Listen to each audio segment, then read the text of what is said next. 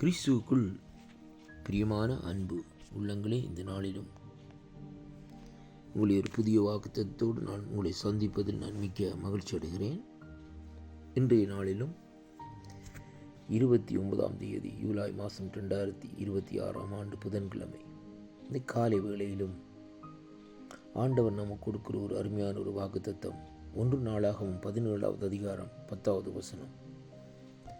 கர்த்தருடைய வார்த்தை இந்த நாட்களிலே இப்படியாக சொல்லுகிறது: உன் சத்துருக்களை எல்லாம் கீழ்ப்படுத்தினேன், இப்போது கர்த்தர் உனக்கு ஒரு வீட்டை கட்டுவார் என்பதை உனக்கு அறிவிக்கிறேன் என்று இந்த வார்த்தை இந்த நாட்களிலே சொல்லுகிறதை பார்க்கிறோம். அன்பு பிள்ளைகளே, தாவீதை தேவன் எவ்வளவாக நேசித்தார். தாவீதோடு கடைசி நாட்களிலே அவர் கூட இருந்து சில காரியங்களை இந்த நாட்களிலே செய்தார் என்பதை காணக்கூடியதாக இருக்கிறது. தாவீதுக்கு ஒரு சமாதானத்தை கொடுத்தது மட்டுமல்ல, தேவன் கூட இருந்து நடத்தி வந்தார். ஆனால் இந்த நாளாகமம் 17ஆம் அதிகாரத்திலே சொல்லப்படுகிற காரியம், தேவனுடைய வார்த்தை நாத்தானுக்கு உண்டாகி அங்கே அவர் சொல்லுகிற காரியம் தாவீதை குறித்தும் தாவீதுடைய காரியத்தை குறித்தும் ஆண்டவர் அந்த இடத்திலே சொல்லுகிறதை பார்க்கிறோம். அருமையான கர்த்தருடைய பிள்ளைகள், தேவன் அங்கே கற்களினால் கட்டப்பட்ட ஆலயத்திலே வாசம் செய்வதில்லை என்பதை அங்கே நாத்தானுக்கு தெளிவாக இந்த நாட்களில் ஆண்டவர் பேசுகிறார். அருமையான அன்பு பிள்ளைகளை சொல்லிவிட்டு இந்த நாட்களில் கடைசியாக அங்கே தாவீதினுடைய காரியத்தை குறித்து சொல்லுகிற வேளையிலே அங்கே இந்த 10வது வசனத்தில் சொல்லப்படுகிறது: உன் சத்துருக்களை எல்லாம் கீழ்ப்படுத்தினேன், இப்போது கர்த்தர் உனக்கு ஒரு வீட்டை கட்டுவான் என்பதை உனக்கு அறிவிக்கிறேன் என்று சொல்லி இந்த நாட்களில் சொல்லப்படுகிறதை பார்க்கிறோம்.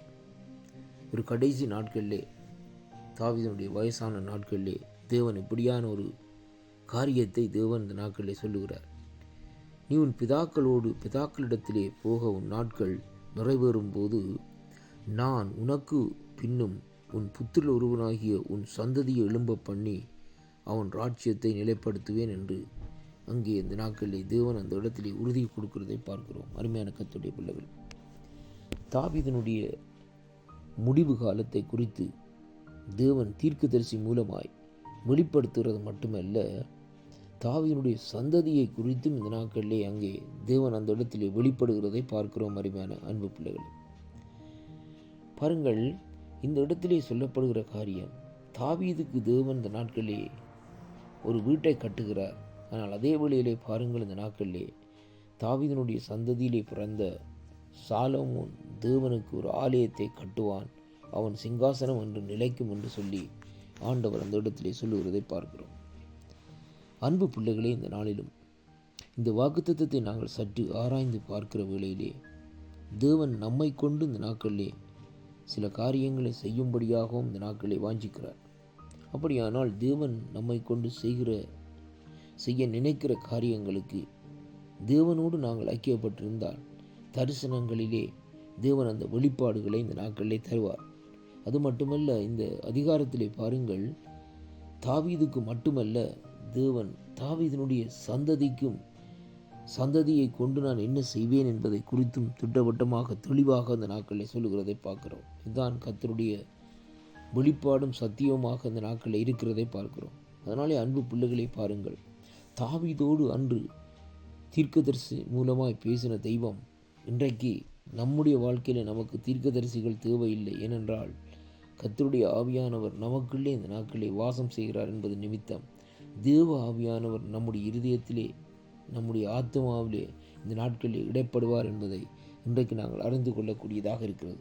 அதனாலே கர்த்தருடைய பிள்ளைகளே, தேவன் உங்கள் ஒவ்வொருவரையும் இந்த வாக்குத்தத்தங்களை கேட்கிற ஒவ்வொரு பிள்ளைகளையும் குறித்து வைத்திருக்கிற திட்டங்களை தேவன் வெளிப்படுத்த சித்தமாயிருக்கிறபடியினால் அவருடைய சத்தத்திற்கு இந்த நாட்களில் செவி கொடுக்கிற வேளையிலேயே தேவன் அந்த வாக்குத்தத்தங்களை உங்களுக்கு மட்டுமல்ல உங்களுடைய சந்ததிகளுக்கு கூட இந்த நாட்களில் இந்த வாக்குத்தத்தங்களை சொல்லி இந்த நாட்களிலே அவர்களையும் ஆசீர்வதிக்கும்படியாக தேவன் வாஞ்சிக்கிறார்.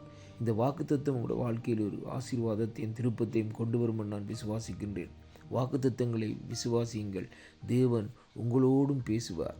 கர்த்தர் தாமே உங்களை ஆசீர்வதிப்பாராக என்று ஆண்டவராகிய இயேசு கிறிஸ்துவின் நாமத்தில் இந்த நாட்களை வாழ்த்தி ஆசீர்வதிக்கிறேன். ஆண்டவருடைய சமூகத்திலே கேளுங்கள். ஆண்டவரே, என்னுடைய வாழ்க்கையை குறித்து, என்னுடைய காரியத்தை குறித்து என்னோடு பேசும் என்று கேட்கிற வேளையிலே கர்த்தர் உங்களுக்கு தெளிவாக இந்த நாட்களிலே பேசுவார். கர்த்தர் தாமே உங்களை ஆசீர்வதிப்பாராக. ஆமேன்.